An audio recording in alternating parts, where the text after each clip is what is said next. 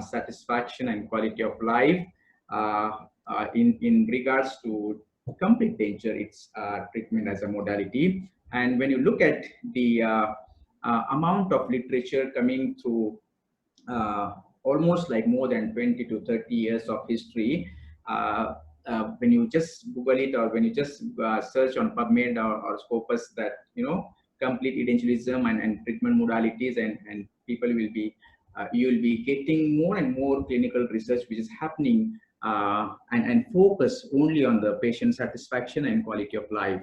So most of the research which is being done on the complete dentures and then implant or dentures for that matters, are most of them are actually just testing the overall satisfaction, comfort, stability, ability to speak, ability to chew, and so on. So most of them are all patient related factors which are being tested in the literature. Yeah.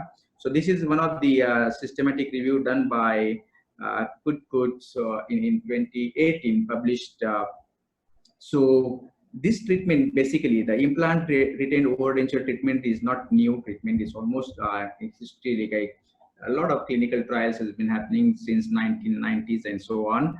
And still people are actually publishing their systematic reviews on the same topic, comparing conventional complete denture versus implant retained overdenture. So you can judge the amount of importance, or you can judge the amount of the scope of this particular topic. It is so much that people still want to do this basic concept where the things have already been established, that implant retained overdenture is much ahead as a treatment modality in terms of patient satisfaction and the quality of life.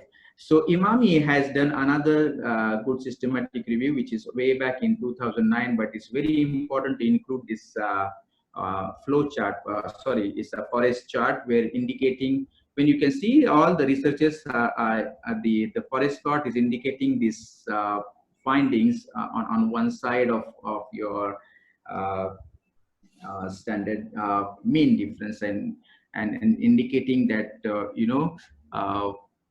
implanted and overdentures are from patient's perspective, implanted and overdentures are more satisfying than the conventional complete dentures. When the same author has also looked at the oral health related quality of life, in that time also they have, of course, in oral health quality of life, actually the indicator more, the less negative results are there. It indicates the higher quality of life. So in this as well, they have concluded that from patient's perspective, that the implant retained overdentures are more satisfying than the edentulous patients, and that's where even another research by Kroll also has evaluated the oral health outcomes in edentulous patients treated with mandibular implant overdentures versus complete dentures, and this may a systematic review again has been published in 2018, indicating that the mandibular implant overdentures are statistically significant improvement in patients' general satisfaction, oral health related quality of life, chewing ability, and patient and over the patient. So what's this thing which has been coming up so important to the people who are going through this clinical trial? So it all came from 2002, when a group of experts sit together in McGill's University, where Montreal, Canada, and they are actually looking back to us enormous evidences coming up comparing this complete denture versus implant overdentures, and they sit together and they thought that there's something which needs to be a consensus. That so this expert has made few statements like to implant retained mandibular overdenture is the minimum standard of care in complete edentulous or incomplete denture therapy. So this is basically in 2002, they just published 1 or 2 page of consensus, which again the similar group of people, in addition to some others, are confirming these findings. In this 7 years of span, they are also coming up too much of clinical evidences, and they are actually confirming this consensus that yes, implant retained overdentures should be the minimum standard of care. So let me just make you understand about this minimum standard of care, meaning if your edentulous patient comes and sit on your chair, your implant overdenture should be the first treatment of choice rather than the conventional complete dentures. So that's what, and this all is because of the enormous evidences happened or published in the literature in clinical research point of view.